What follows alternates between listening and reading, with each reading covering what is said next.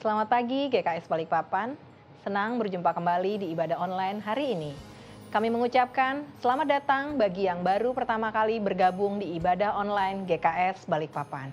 Kami mengundang Anda untuk dapat mengikuti corporate prayer yang akan diadakan setiap hari Senin jam 8 malam via link Zoom.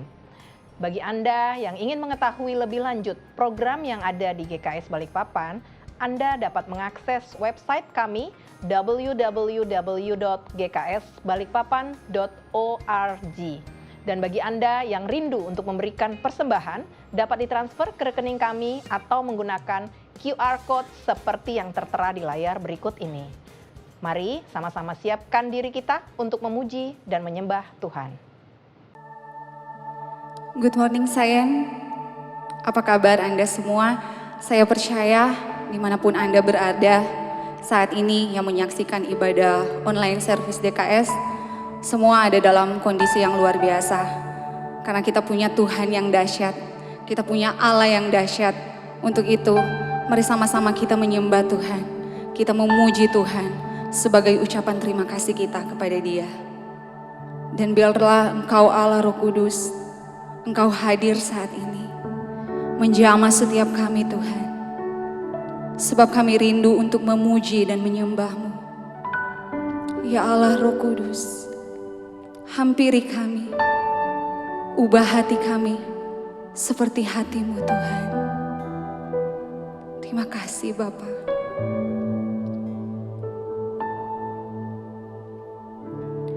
Allah Roh Kudus,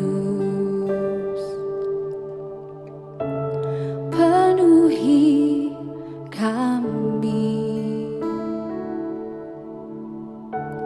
Ku rindu Kau selalu dalam hidupku. Allah Roh Kudus, ubah hatiku, jelikanku, jamahlah ku rindu hadirat-Mu. Ku sembah kudus, kudus, kuduslah Tuhan, dan ku sanjung Kau mulia, mulia bagi-Mu Tuhan. Ya Allah Roh Kudus, Allah Roh Kudus, penuhi kami. Ku rindu Kau selalu dalam hidupku. Allah Roh Kudus, ubah hatiku, jelikanku, jamahlah ku rindu hadirat-Mu.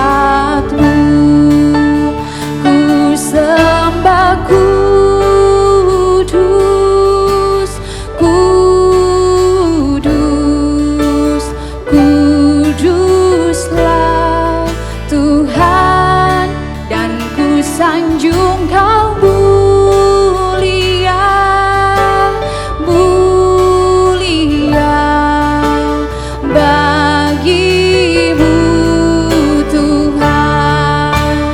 Ku sembah kudus, kudus, kuduslah Tuhan, dan ku sanjung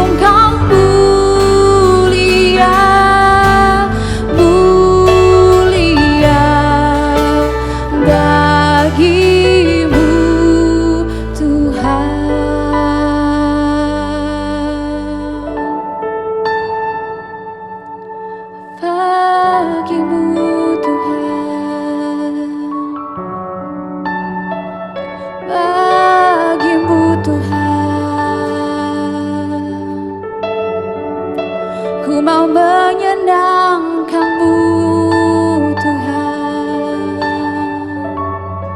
ku mau memuji-Mu Tuhan. Mari sembah Allah yang hidup, haleluya.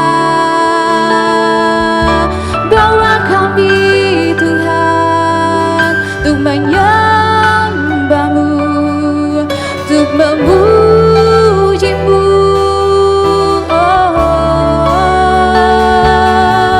Kami rindu hadir-Mu, kami rindu kuasa-Mu. Bekerjalah Tuhan, bekerjalah ya Roh Kudus. Hadirlah di tempat ini, hadirlah penuhi hati kami hanya padamu, hanya untuk-Mu Tuhan. Kami mau senangkan-Mu, kami mau memuji-Mu. Jalikan mata kami, ubah hati kami Tuhan. Jadikan seperti-Mu, seperti hati-Mu Tuhan. Ajar kami mengasihi, ajar kami mengampuni seperti Kau mengampuni kami Tuhan. Kami rindu hadir-Mu, kami rindu rapang-Mu. Bekerjalah Tuhan, jamah hati kami, hanya nama-Mu Tuhan.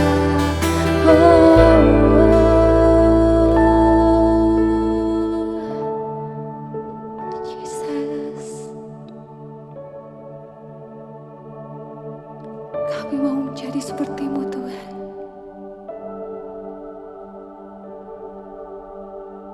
Ubah hati kami Tuhan, dan bawa kami melekat kepadamu Tuhan. Kami rindu Engkau ya Roh Kudus.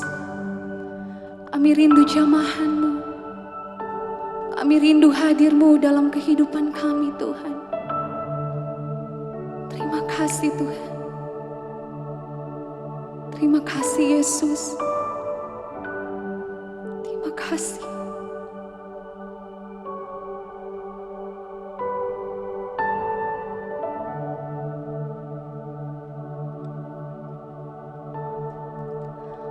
Lebih dari segala harta, lebih dari isi dunia, ku inginkan selamanya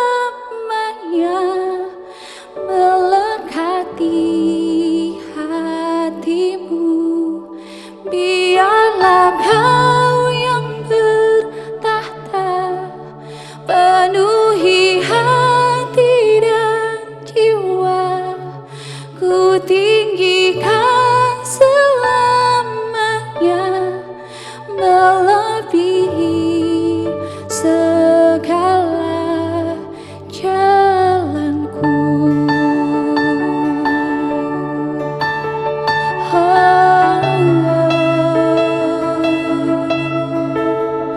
Lebih dari segalanya.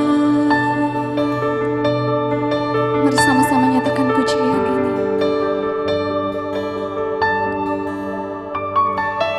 Kerinduan hatiku tinggal dalam rumah-Mu selamanya, selamanya. Kau yang sangat berharga, Kau di tempat pertama di hatiku, di hidupku. Dan ku takkan berpaling dari jalan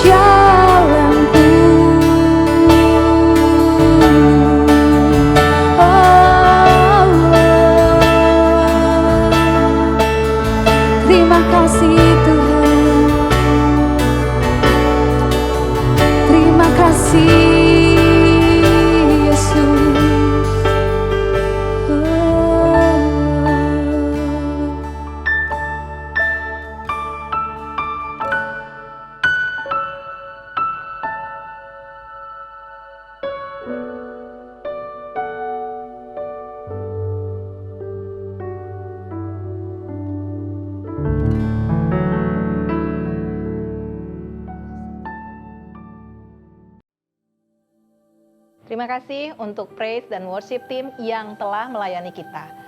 Sebentar lagi kita akan mendengarkan firman Tuhan yang akan disampaikan oleh Pastor Hendra Rusli dari GKS Light to the Nation Jakarta.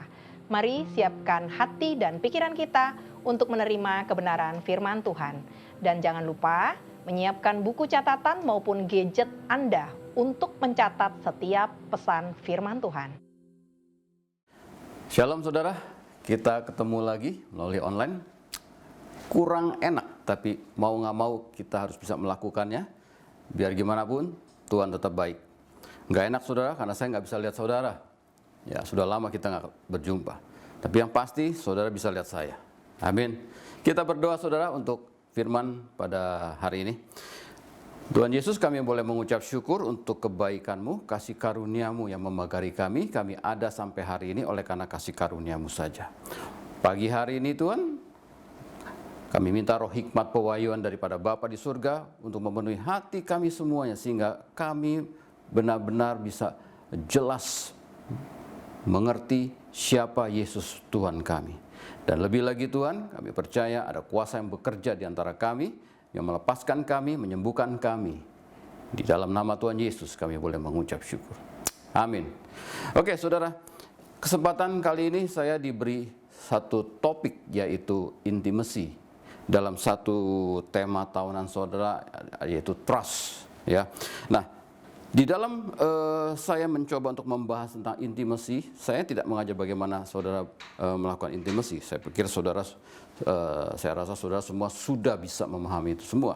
Nah, apa yang ingin saya sampaikan adalah ketika saya menyusun, ketika saya merenungkan, ketika saya bertanya, kira-kira dari topik intimacy ini, apa yang Tuhan ingin sampaikan buat saudara dan juga untuk saya tentunya.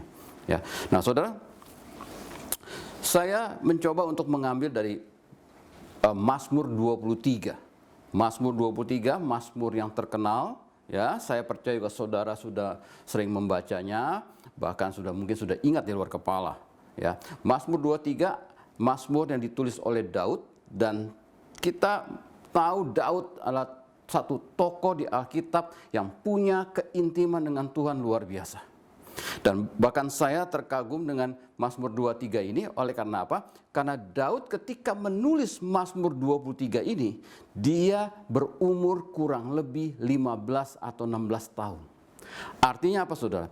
Di masa mudanya, dia seumur teens ya, di masa remajanya, dia bukan sekedar menulis karena pengetahuannya, tapi dia menulis karena pengalamannya dia bersama dengan Tuhan. Di masa mudanya seumur itu, dia sudah punya keintiman. Yang dimana dari tulisannya kita lihat, dari Mazmur itu kita bisa melihat betapa Tuhan itu bagi dia itu luar biasa sekali. Nah saudara, saya mau ambil dari Mazmur itu. Saya mau kita semua bisa melihat kepada Mazmur 23. Dan ada beberapa hal yang saya dapatkan dari Mazmur 23 ini sehubungan dengan intimacy dalam trust di tahun ini buat saudara, buat kita semua. Nah saudara, ada 4 poin yang saya siapkan. Mudah-mudahan keburu saudara 4 poin ini. Tapi paling tidak kita dapat beberapa hal ya yang bisa untuk kita pegang untuk tahun ini. Saudara, yang pertama saudara, Mazmur 23 ayat yang pertama sampai ketiga. Berbicara Mazmur Daud, Tuhan adalah gembalaku, tidak kekurangan aku. Betul ya? Ayat 2, Ia membaringkan aku di padang yang berumput hijau, Ia membimbing aku ke air yang tenang. Ingat, dimulai dengan Tuhan yang membimbing, Tuhan yang menuntun. Oke? Nah, kemudian ayat yang ketiga, Ia menyegarkan jiwaku, Ia menuntun aku di jalan yang benar oleh karena namanya. Nah, saudara, dari ayat pertama sampai ketiga, ya, saya melihat satu hal gini, saudara. Percaya kepada Tuhan, percaya kepada kebaikan Tuhan sepenuhnya. Anda lihat bagaimana Tuhan menyediakan segala sesuatunya buat Daud. Tuhan menyediakan segala sesuatunya buat kita semua. Dia tahu di mana ada tempat, atau Tuhan menyediakan tempat buat kita untuk kita boleh mengalami restorasi, untuk kita disegarkan, untuk kita mengalami kebangkitan atau revival.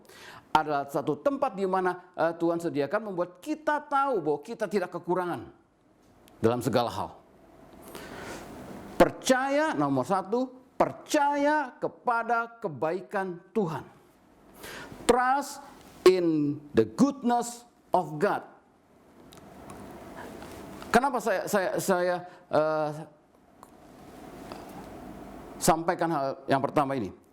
Gini saudara, keintiman memampukan kita selalu melihat kebaikan Tuhan meskipun sesuatu tidak berjalan seperti yang diinginkan.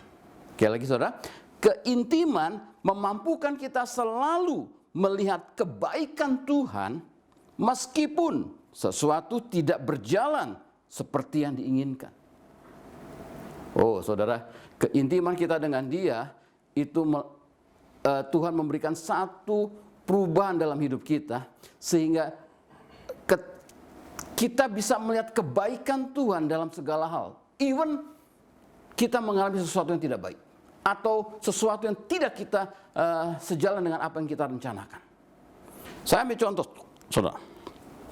Saudara, kalau kita melihat perjalanan hidup bangsa Israel, ya, ketika Yakub membawa bangsa Israel ke Mesir dengan 70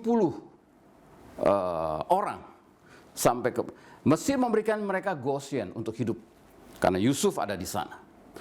Yusuf meninggal, Fir'aun berganti sampai yang terakhir Fir'aun tidak mengenal siapa Yusuf, yang dia lihat adalah bangsa Israel. Tapi lihat saudara, bangsa Israel yang mulai dengan 70 orang sekarang sudah menjadi jutaan orang di Mesir. Nah, masa itulah masa ketika bangsa Israel kemudian beranak pinak dan kemudian mereka berpaling kepada Allah. Berpaling dari Tuhan dan mereka melihat kepada Baal. Dan apa yang terjadi? Mereka dijadikan budak di Mesir.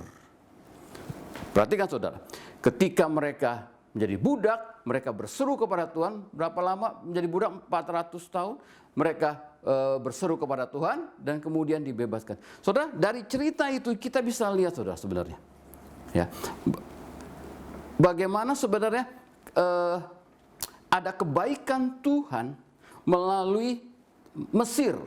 Tuhan memakai Mesir untuk mendisiplinkan orang Israel untuk kembali kepada Tuhan sesungguhnya.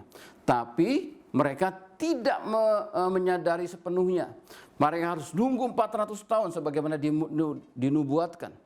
Tapi sebenarnya kalau kita mau sungguh baik-baik, betapa baiknya Tuhan membuat Israel itu kembali oleh karena Mesir memperbudak mereka. Nah, hal yang lain lagi saudara. Yeremia pernah bernubuat, Yeremia 25, bernubuat bahwa Israel akan dibuang ke Babel. Anda tahu saudara, saat Yeremia bernubuat bahwa Israel dibuang ke Babel sampai kejadiannya terjadi, ya, antara dinubuatkan sampai kemudian pembuangan terjadi, ada waktu, ada intervalnya.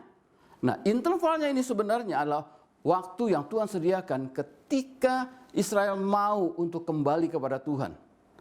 Sesungguhnya Tuhan bisa membatalkan pembuangan ke Babel. Tapi masalahnya Israel tidak melihat kebaikan Tuhan itu. Israel harus mengalami pembuangan. Lihat saudara, apapun situasinya selalu ada kebaikan Tuhan. Oleh karena itu dalam poin yang pertama, percayalah pada kebaikan Tuhan.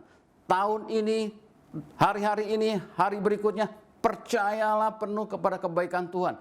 Apapun situasinya yang kita hadapi, sesuai rencana, tidak sesuai rencana, kita melihat kebaikan Tuhan ada di sana. Ya, karena ini sangat kita butuhkan ke depan, saudara. Karena hari-hari ini hari-hari yang banyak perubahan yang begitu besar di dunia, banyak sesuatu yang tidak menyenangkan, ya, makin banyak perubahan-perubahannya, dan kita harus bisa melihat kebaikan-kebaikan Tuhan dalam hidup kita. Kebaikan-kebaikan Tuhan yang membuat kita bisa berjalan ke depan dengan percaya bahwa Dia menyediakan tempat, selalu menyediakan tempat buat kita untuk restorasi, untuk penyegaran, dan untuk revival boleh terjadi. Amin, saudara. Yang kedua, saudara, Yang kedua, ayat keempat, sekalipun aku berjalan dalam lembah kekelaman, aku tidak takut bahaya sebab engkau besertaku, gadamu dan tongkatmu itulah yang menghibur aku. Nah, saudara, yang poin nomor 2 dari ayat keempat, ini saya dapatkan begini, saudara. Keintiman kita dengan Tuhan adalah bagaimana Tuhan mempertajam discernment kita. Keintiman kita dengan Tuhan, bagaimana Tuhan juga mempertajam discernment kita. Apa itu discernment, saudara? Discernment itulah kemampuan untuk membedakan, saudara. Secara sehari-hari, saudara. Kalau kita belanja baju atau belanja buah-buahan misalkan, ya, kita mampu membedakan antara buah yang baik dengan buah yang tidak baik, dan kita ambil yang baik untuk kita beli. Kurang lebih seperti itu, saudara. Nah, dalam hal ini adalah discernment, spiritual discernment yang dipertajam oleh Tuhan. Apa itu spiritual discernment, saudara? Nah, spiritual discernment itu perlu dipertajam karena apa? Karena discernment ini adalah manifestasi. Discernment adalah suatu manifestasi dari cara berpikir yang alkitabiah, bukan yang jiwani. Discernment adalah manifestasi dari berpikir alkitabiah atau rohani. Atau kata gampangnya, saudara, bagaimana kita bisa melihat dengan apa yang Tuhan lihat, berpikir apa yang Tuhan pikirkan. Kita melihat dari cara pandangnya Tuhan. Kenapa kita perlukan ini? Oleh karena apa? Karena discernment itu berhubungan, sangat berhubungan dengan keputusan kita dan actionnya kita berikutnya. Ya, Charles Spurgeon mengatakan seperti ini, saudara. Discernment itu tidak lebih dari sekedar membedakan antara yang benar dan salah. Discernment itu adalah membedakan antara yang baik dengan yang almost right. Yang right and almost right. Yang benar dengan yang hampir benar. Saudara, betapa sulitnya membedakan yang benar dan hampir benar kalau tanpa spiritual discernment yang Tuhan kembangkan, Tuhan pertajam dalam hidup kita. Bagaimana kita bisa membedakan discernment, bagaimana kita bisa membedakan antara good and God. Yang baik, ya kita tahu itu baik, tapi belum tentu benar di hadapan Allah. Tapi yang dari Tuhan pasti benar dan pasti baik buat kita. Nah, keintiman adalah bagaimana kita dipertajam oleh Tuhan sendiri supaya discernment kita menjadi lebih tajam. Nah, kenapa juga discernment selain itu berhubungan dengan keputusan dan tindakan? Discernment juga ada perintah Tuhan. 1 Tesalonika 5 ayat yang ke-21. Ayatnya berbunyi, ujilah segala sesuatu dan peganglah yang baik. Ujilah. Nah, kata uji itu mengambil akar kata yang sama dengan discernment dalam bahasa aslinya, saudara. Ya, berarti discernlah segala sesuatu dan ambillah yang baik. Discernment adalah perintah Allah. Walaupun mungkin kelihatannya sebagai suatu nasihat, tapi nasihat yang mengandung perintah sebenarnya, saudara. Kita diperintahkan untuk mendiscern segala sesuatu dengan apa? Spiritual discernment. Discerning kita dalam hal rohani ini harus dipertajam. Dan Tuhan siapkan dalam keintiman kita dengan Dia pertajam saudara dan saya. Kita membutuhkan discernment, saudara. Karena kita tahu hari-hari ini begitu banyak hoax. Dan bagaimana membedakannya? Ya, kita butuh benar-benar mempertajam itu, saudara. Sulit membedakan antara hoax karena hoax berisi setengah benar, setengah salah. Kalau sekedar membedakan benar atau salah mungkin mudah, saudara ya. Tapi kalau membedakan yang setengah benar, setengah salah dengan yang benar, wah, kita butuh benar-benar Tuhan dalam melihat segala sesuatunya, saudara. Tapi kabar baiknya, Tuhan mengajak kita menaruh dalam satu tempat, segalanya ada, termasuk bagaimana Dia mempertajam saudara dan saya dalam discernment. Oke? Berikutnya, saudara, ayat yang kelima. Ayat yang kelima berkata, engkau menyediakan hidangan bagiku di hadapan lawanku. Engkau mengurapi kepalaku dengan minyak, pialaku penuh berlimpah. Ayat 5 berkata, engkau menyediakan hidangan di hadapan lawan-lawanku. Saudara, yang saya dapat begini, saudara, atau dengan dalam satu terjemahan yang lain berkata, hidangan itu ada berbicara tentang pesta besar, perayaan besar. Dan kalau perayaan besar berarti ada sukacita di sana. Dengan kata lain, dikatakan Tuhan menyediakan sukacita yang besar di hadapan lawan-lawannya Daud. Tuhan menyediakan sukacita yang besar di hadapan lawan-lawan kita, di hadapan masalah-masalah kita. Wow. Coba saudara lihat. Mazmur 2 ayat 1 sampai 4. Saya bacakan saudara. Mengapa rusuh bangsa-bangsa, mengapa suku-suku bangsa mereka-reka perkara yang sia-sia. Raja-raja dunia bersiap-siap dan para pembesar bermufakat bersama-sama melawan Tuhan dan yang diurapinya. Saudara saya adalah orang diurapi. Marilah kita memutuskan belenggu-belenggu mereka dan membuang tali-tali mereka daripada kita. Itu kata musuh-musuhnya Tuhan. Musuh-musuh kita atau masalah-masalah kita. Dia yang bersemayam di sorga tertawa. Tuhan mengolok-olok mereka. Saudara, kalau Tuhan saja melihat musuhnya, Tuhan tertawa. Dan yang diurapinya dalam hal ini adalah Daud juga yang menulis Mazmur. Dia juga punya satu mentalitas di mana ketika masalah datang, ketika musuhnya dia tertawa. Saya cukup merenungkan saudara, bagaimana kita ini bisa tertawa ketika masalah datang. Saya belum sebut poinnya yang ketiga ya. Yang ketiga poin adalah transformasi mental, saudara. Transformasi. Saya merenung bagaimana kita ini kalau ketemu masalah kita bisa tertawa, itu tuh gimana, saudara? Mentertawakan masalah gitu. Ada musuh mentertawa musuh itu saya butuh perenungan, saudara. Karena kita tahu setiap kita mengalami masalah belum tentu kita bisa tertawa, malah kita mungkin nangis. Ya. Tapi dalam keintiman ini saudara, ada satu hal yang Tuhan kerjakan. Bahwa di dalam keintiman kita, dia buat ada satu transformasi mental. Pikiran berubah, keyakinan kita juga bertambah-tambah. Bahwa apa yang ada pada Yesus ada juga pada kita. Kita ditingkatkan, di-upgrade oleh Tuhan sendiri. Terjadi satu perubahan total dalam hidup kita dari waktu ke waktu. Dan ketika itu terjadi, ada satu perubahan yang ketika masalah datang, kita bisa tertawa. Wow, ini luar biasa saudara. Kita bisa tertawa dalam melihat setiap masalah. Artinya apa? Ketika kita melewati lembah yang kelam, kita tidak takut. Karena apa? Discernment kita menunjukkan bahwa ini kita harus lalui. Betul?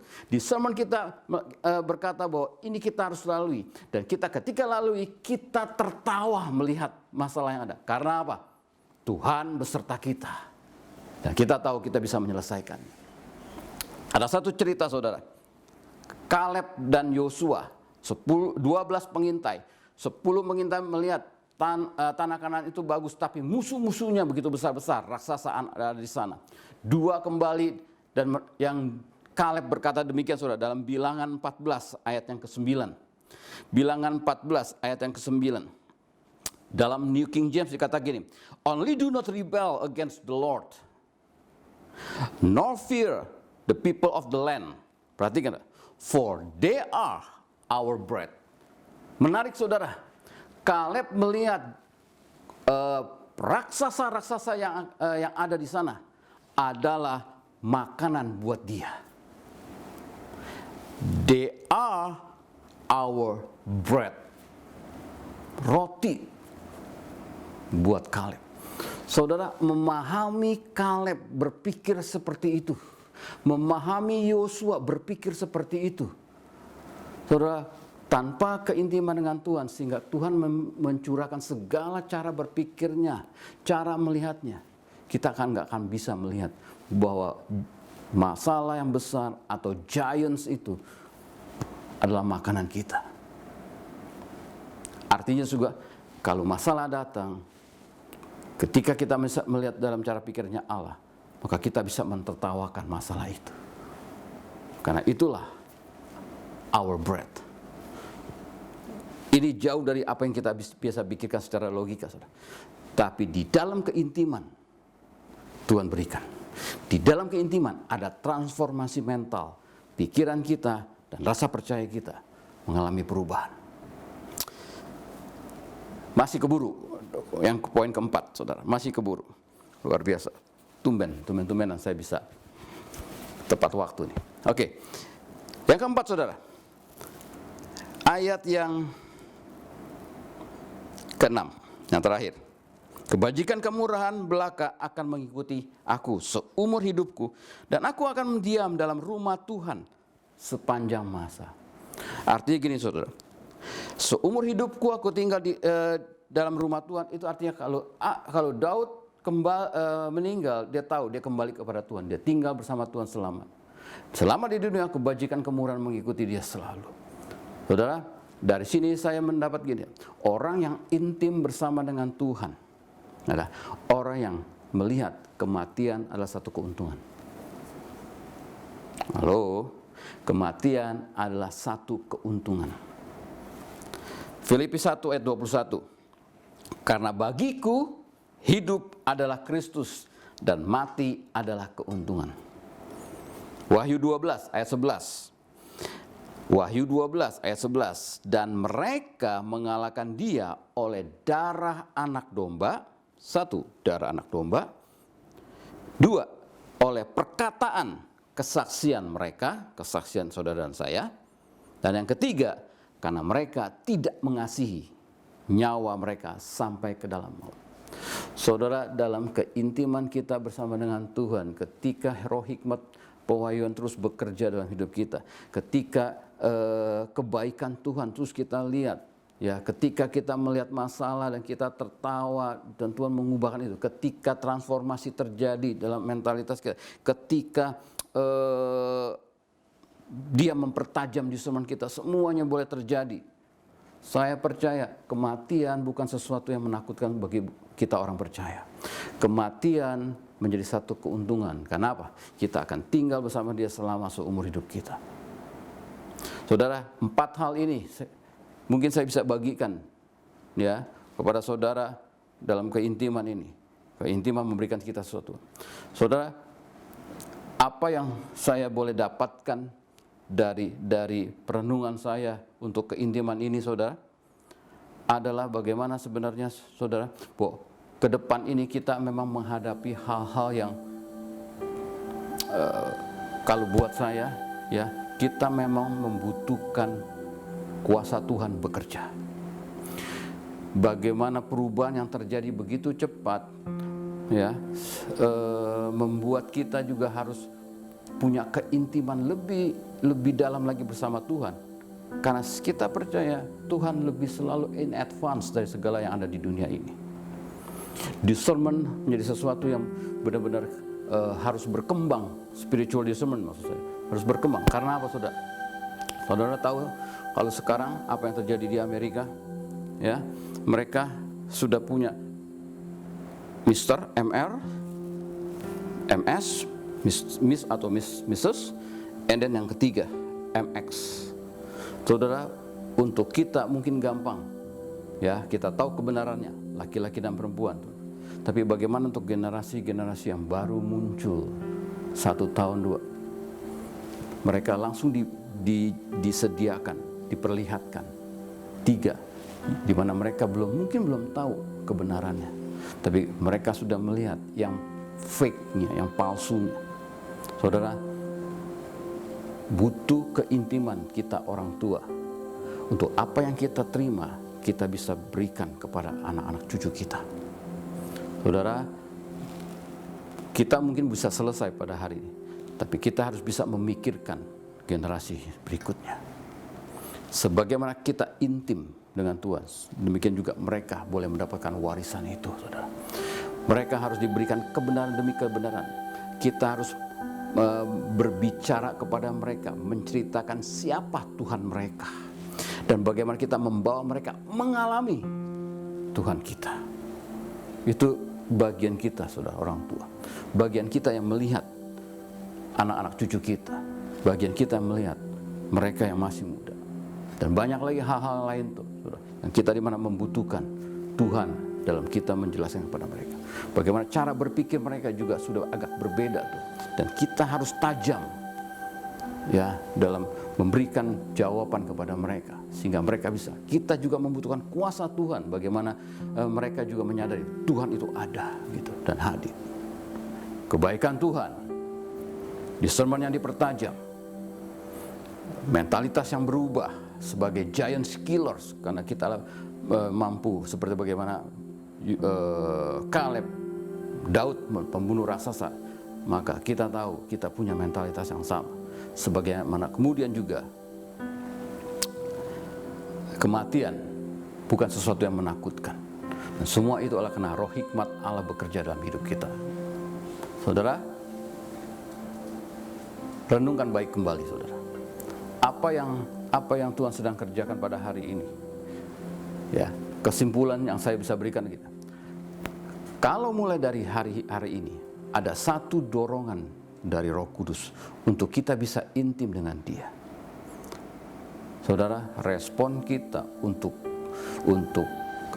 kualitas keintiman yang lebih baik harusnya kita ambil, kita kerjakan. Untuk suatu kualitas keintiman yang lebih baik kita mau lakukan karena kita tahu bahwa hari-hari ini apa yang Dia sedang kerjakan untuk kita menjadi lebih baik. Bukan hanya untuk kita saja, tapi juga untuk anak cucu kita, untuk generasi-generasi yang masih muda, yang menjadi yang Tuhan percayakan kepada kita. Untuk orang-orang yang sekitar yang Tuhan percayakan kepada kita, untuk kita pimpin. Dan tentunya untuk melakukan itu kita juga harus bisa mempercayakan hidup kita sepenuhnya kepada Dia. Akui Dia dalam setiap lakumu dan Dia meluruskan jalan-jalan kita. Tuhan memberkati saudara. Kita berdoa. Bapa di surga, kami mengucap syukur Tuhan dengan apa yang boleh Kau kerjakan, dan kami mengucap syukur untuk setiap kebenaran ini Tuhan. Bawa kami Tuhan untuk bisa merenungkan dan melihat lebih dalam lagi Tuhan apa yang kami bisa dengar pada hari ini. Kami percayakan Tuhan Roh Allah bekerja di antara kami, daripada kami semua yang mendengarnya. Roh Allah bekerja membuka mata hati kami, Roh Allah bekerja membuka telinga kami, Roh Allah juga bekerja Tuhan memberikan kelepasan, kesembuhan buat batin kami Tuhan. Sehingga Tuhan kami benar-benar boleh mengalami keintiman yang baru dalam kualitas yang lebih baik Tuhan. Sehingga kami semua dibuat menjadi orang-orang yang berbeda Tuhan. Sebagaimana Kaleb, sebagaimana Yosua, sebagaimana Daud, demikian juga kami mendapatkan hal yang sama. Sebagaimana Yesus Kristus, demikian juga kami. Apa yang Yesus kerjakan, kami juga bisa mengerjakan. Bahkan dipercayakan untuk melakukan hal yang lebih besar. Terima kasih Tuhan. Aku memberkati setiap jemaat di Balikpapan. Aku berkati mereka semua yang mendengarnya melalui jaringan media Tuhan. Aku berkati mereka. Aku melihat bagaimana angin daripada Roh Kudus boleh bekerja di antara mereka.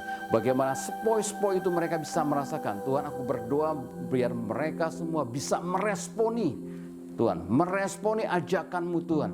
Biar mereka boleh mengalami Tuhan perubahan cara berpikir, perubahan mentalitas mereka Tuhan. Aku berdoa Tuhan dalam nama Tuhan Yesus, bagaimana mereka juga bisa melihat hal-hal yang selama ini mereka hadapi dan mereka tidak bisa menerobos. Ketika Tuhan bekerja, mereka melihat dengan cara pandang Tuhan, mereka mampu mentertawakan hal-hal yang dari dunia ini. Mereka mampu mentertawakan masalah yang mereka hadapi, sehingga mereka bisa keluar sebagai pemenang.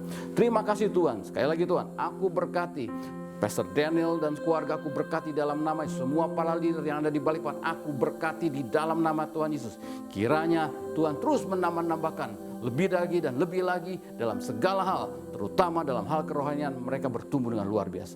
Terima kasih Tuhan. Aku mengucap syukur hanya di dalam nama Tuhan Yesus. Haleluya. Amin. God bless you all. Have a blessed Sunday. Tuhan berkati. Terima kasih Pastor Hendra untuk pesan firman Tuhan yang telah dibagikan dan sangat memberkati kita semua. Sebelum kita mengakhiri ibadah online hari ini, saya mengingatkan kepada saudara untuk subscribe channel YouTube GKS Balikpapan, tekan lonceng untuk notifikasi, like and share agar berkat Tuhan yang kita dapat hari ini bisa menjadi berkat juga buat orang lain. Stay safe, stay healthy, dan taati protokol kesehatan yang diberlakukan. Happy Sunday, Tuhan Yesus memberkati.